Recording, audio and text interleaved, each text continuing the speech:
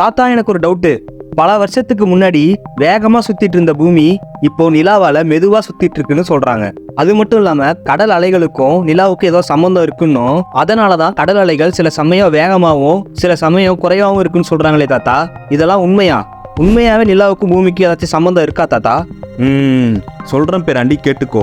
நிலா பூமிக்கு மட்டும் இல்ல, பூமியில வாழுற உயிரினங்களுக்கும் சரி மனிதர்களுக்கும் சரி பல வகையில உதவியாவும் காவலானாவும் இருந்துட்டு இருக்கு.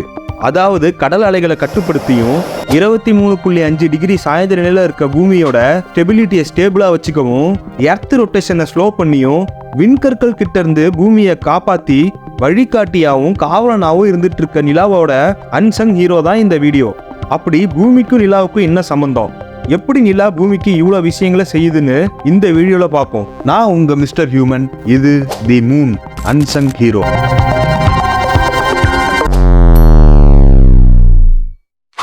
ஐசக் நியூட்டனோட யுனிவர்சல் லா ஆஃப் அட்ராக்ஷன், அதாவது காந்த ஈர்ப்பு விதிப்படி பிரபஞ்சத்துல இருக்க ஒவ்வொரு பொருளும் மற்ற பொருள் மேல காந்த ஈர்ப்பு விசைய வெளிப்படுத்தும். அது போலதான் நிலா பூமி மேலையும் பூமி நிலா மேலையும் ஈர்ப்பு விசையை பயன்படுத்துறதுனால கடல் தண்ணீரை பூமியோட கிராவிடேஷனல் ஃபோர்ஸ் மூலமா கீழே நோக்கி இழுக்குது. அதே சமயத்துல நிலாவோட கிராவிடேஷனல் புல் மூலமா கடல் தண்ணீர் மேல் நோக்கி இழுக்கப்படுது. இந்த செயல்பாடுனாலதான் அலைகள் உருவாகுது.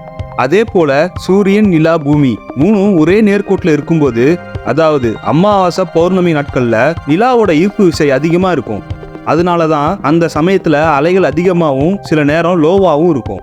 சரி, இதனால பூமிக்கு என்ன நன்மைன்னு கேட்டீங்கன்னா, முதல்ல பூமியோட வெப்பத்தை கட்டுப்படுத்தியும் செழிப்பான கடற்கரைகளை உருவாக்கவும், பல கடல் உயிரினங்களோட இனப்பெருக்கத்தையும், மாறுபட்ட கடல் அலைகள்னால சின்ன நண்டுல இருந்து பெரிய மீன்கள் வரைக்கும் தன்னோட வாழ்விடத்தை உருவாக்க உதவியா இருக்கு. நினைச்சு பாருங்க, நிலா இல்லைன்னா என்ன ஆகும்னு.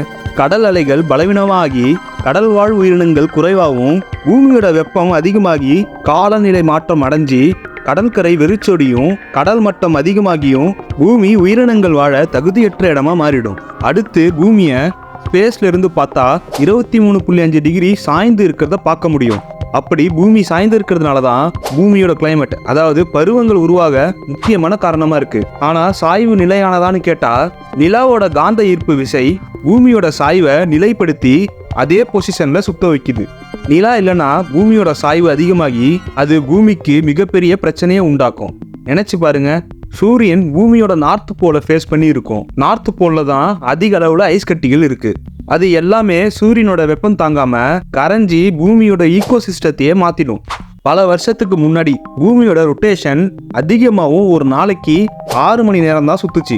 இந்த ரொட்டேஷன் ஸ்பீடை நிலாவோட கிராவிடேஷன் புல்னால தான் கொஞ்சம் கொஞ்சமா ஸ்லோ பண்ணி இப்போ ஒரு நாளைக்கு 24 மணி நேரமா மாறி இருக்கு. இதனால பூமியில காற்று வேகத்தையும் அப்புறம் பகல் இரவுன்னு மனிதர்களுக்கும் விலங்குகளுக்கும் தாவரங்களுக்கும் ஏத்த மாதிரி பயாலஜிக்கல் கிளாக்கா மாத்தி ஒரு லைஃப் பிஹேவியரை உருவாக்குச்சு. நினைச்சு பாருங்க, சீக்கிரமா சுத்துற பூமி அதோட காற்று வேகத்தையும் கடுமையான வானிலை மாற்றங்களும் தினமும் காற்றழுத்தங்களும் நம்மளோட வாழ்க்கையை சீரழிக்கும். இதோட நிறுத்திக்கல, நிலா பூமிக்கு ஷீல்டு மாதிரி இருந்து ஆஸ்ட்ராய்ட்ஸ், அதாவது விண்கற்கள் கிட்ட இருந்து பல தடவை பாதுகாத்திருக்கு. நிலாவோட ஈர்ப்பு விசையினால விண்கற்களோட வழியை மாத்தியும் நிலாவுல மோதியும் பூமியை பாதுகாத்திருக்கு. அதனாலதான் நிலாவுல ஸ்கேர் மாதிரி பல பள்ளங்கள் ஏற்பட்டிருக்கு. நினைச்சு பாருங்க, நிலா இல்லைனா பூமியில பல விண்கற்கள் மோதி உயிரினங்களே தோன்றியிருக்காத அளவுக்கு இம்பாக்ட் ஏற்படுத்தியிருக்கும். அடுத்த தடவை வானத்துல நிலாவை பார்க்கும்போது வானத்தை அழகாக்குதுன்னு மட்டும் நினைக்காம பூமியில அலைகளை ஏற்படுத்தி கிளைமேட் ரெகுலேஷன் பண்ணியும், பூமி சாய்ந்து இருந்தாலும் அதை ஸ்டேபிள் பண்ணி அதே பொசிஷன்ல சுத்த வைக்கவும், பூமியோட ரொட்டேஷன் ஸ்பீடை கம்மி பண்ணியும் பல விண்கற்கள் கிட்ட இருந்து காப்பாத்துற உண்மையான மறைக்கப்பட்ட நாயகன் தான் நிலா. புரிஞ்சுதா பேராண்டி? எல்லாம் ஓகே தாத்தா. பூமியோட சைஸ்ல சின்னதா இருக்க நிலா எப்படி அன்சங் ஹீரோவா இருக்கோ, அதே மாதிரி சூரியனுக்கு பூமி அன்சங் ஹீரோவா இருக்க வாய்ப்பு இருக்கா தாத்தா?